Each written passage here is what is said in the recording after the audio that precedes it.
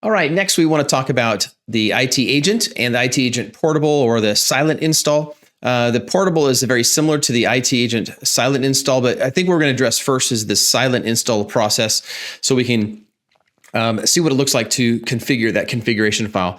First, what I think I want to point out is this same article here in one of our KBs, Install IT Agent Discovery. In here is several different links that take you down further in the page. But ultimately, scroll down. Sorry to make you a little bit dizzy there as I scroll. We're going to be looking at method number 1, which is using the configuration file. We're going to do this on a Windows asset, do this silently. And specifically what we're looking at is the executable. So we're going to be using an exe. If you do want to use that MSI file, it does require a little bit different file structure or a command line structure, which you can see down here where you're calling the MSI executable. And the /i for installation to trigger that. We're not going to be using the MSI in this course. We're going to be looking right now at the executable file and the configuration file. So let me jump over here into my lab and get this ready for you, and so we can take a look at what it looks like to configure this configuration file. Okay, so here we are in my lab. I'm working in my site called Network Discovery. I'm going to come down and grab an installation. Come down to Systems, Downloads, and use the IT Agent Discovery. And I'm going to download this executable installer. And I'm also going to grab this silent configuration file.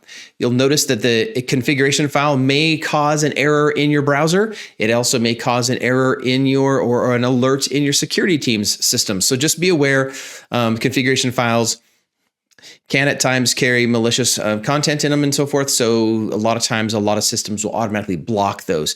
I need to tell this thing to keep it, tell my browser to keep it there. But just be aware that this may trigger some alerts and alarms or so forth in your security team. They may ask you about that. Okay, so I've got that downloaded. Let me shrink this down. I have those both downloaded. I'm going to open this guy up with my notepad. And there's a couple, 3 lines here that we're going to be talking about. This first one is the cloud token, where we're going to modify the syncing code in order to put this in here for the syncing to automatically happen.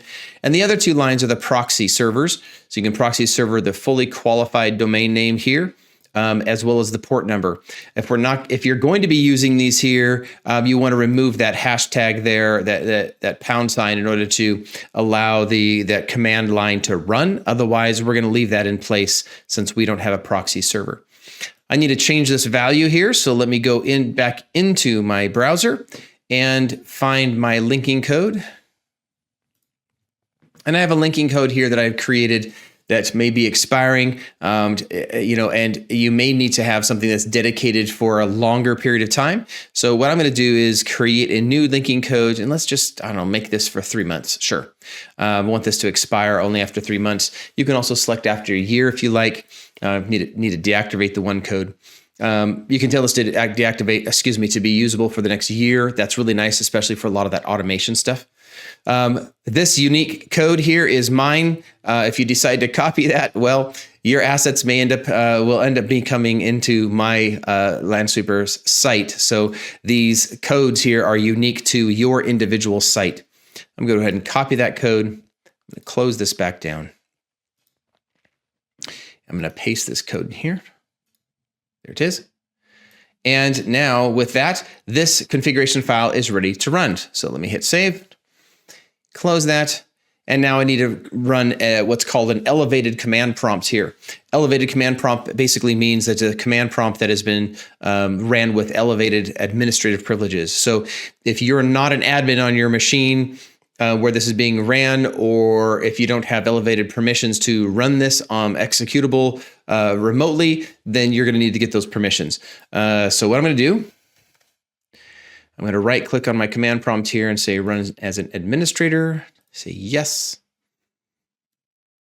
There we go.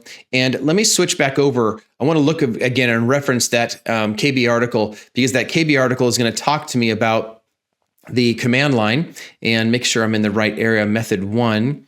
And the line specifically I'm looking at here is the switch, or the option that's called option file, or option file. What I'm going to do, just to make things a little easier, I'm going to select all of this.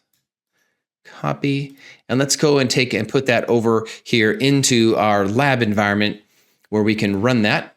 So I'm going to, since this command prompt is currently in my Windows system directory, I need to go to the directory where my file is and my configuration file is located, and I know that this is where this is located is in my personal user directory. So let me change that.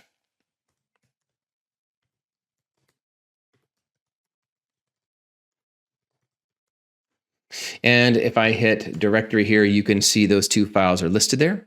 I'm going to right click, that pastes that file, that command line in there. I also know that my configuration file has an extension on the end of _stable.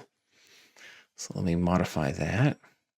And then lastly would be the things I need to make sure is that the version number is listed here. And you can see that version number listed right there in my executable file is 4.9.4. 4.9.4. So with that, I've made this change here.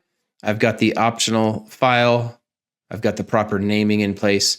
And now, since I'm running an elevated command prompt, when I hit enter here, this should not prompt anything. It should just literally start running. Let me hit enter, and off it goes. So inside of Lansweeper, I'm going to go into my groups.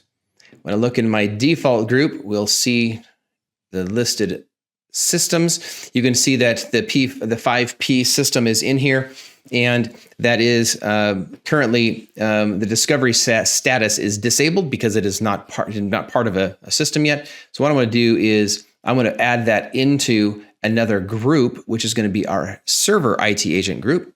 So let me go in and assign this in here. Hit save.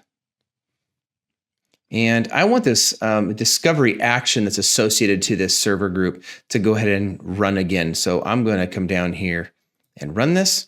And once this finishes running, we'll be able to see that asset should propagate and be part of our assets inventory list here.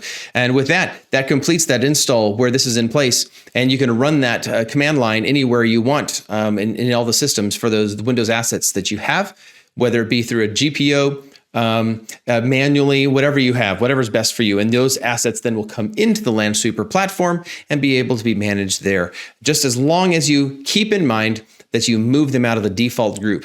For ease, you may want to just configure that default group with a discovery action associated, and that takes care of having to manage and manually move things around, whatever's easiest for you. Hope that makes sense. Let's jump on to the next tier where we're going to troubleshoot some of these steps and make sure that we understand some troubleshooting steps that are necessary to configure the IT agents.